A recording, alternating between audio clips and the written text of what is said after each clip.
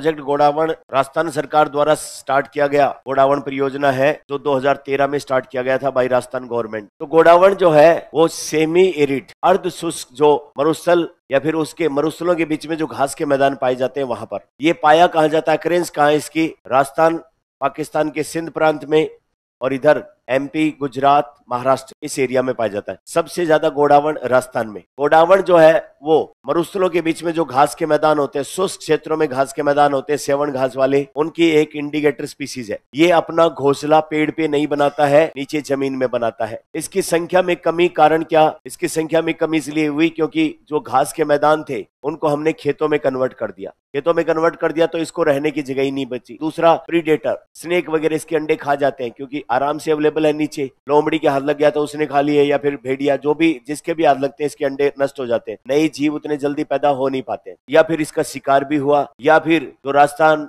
या फिर जिन भी जगहों पर यह पाया जाता है वहां पर पावर ट्रांसमिशन लाइन और विंड मिल पवन चक्कियां हमने लगाई है। तो ये जब उड़ता है तो इसके पंख जो है इलेक्ट्रिक वायर से टच हो जाते हैं और करंट लग के इसकी मौत हो जाती है। या फिर जो पवन चक्की के ब्लेड घूमते हैं उनसे टकरा के इसकी मृत्यु हो जाती है। तो कुल मिला के विभिन्न कारणों से इसकी संख्या में कमी आ गई।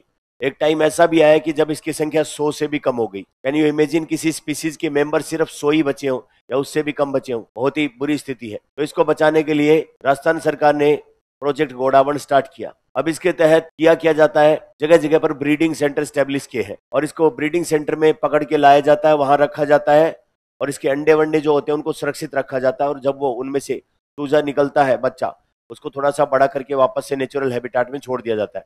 इसके कुछ ब्रीडिंग सेंटर स्थापित किए गए, जोधपुर में भी है, जैसलमेर में, रामदेवरा पोखंड में भी है, सोरसन बारा में भी है। इसके अभी पिछले दिनों एक खबर आई कि इजराइल से हमारे यहाँ के वैज्ञानिक कुछ टेक्निक सीख के आए और आर्टिफिशियल इंसेमिनेशन कृत्रिम गर्भाधान तकनीक से पहला गोडावण का चूजा अभी इन्होंने विकसित किया है। तो एग्जाम लायक सवाल क्या बनता है कि गोडावण के संरक्षण में जो अभी हाल ही में नई विधि से उसका चूजा बनाया गया, उस विधि का क्या नाम है? तो वो है आर्टिफिशियल इंसेमिनेशन, कृत्रिम गर्भाधान वाली जो विधि है उस विधि से।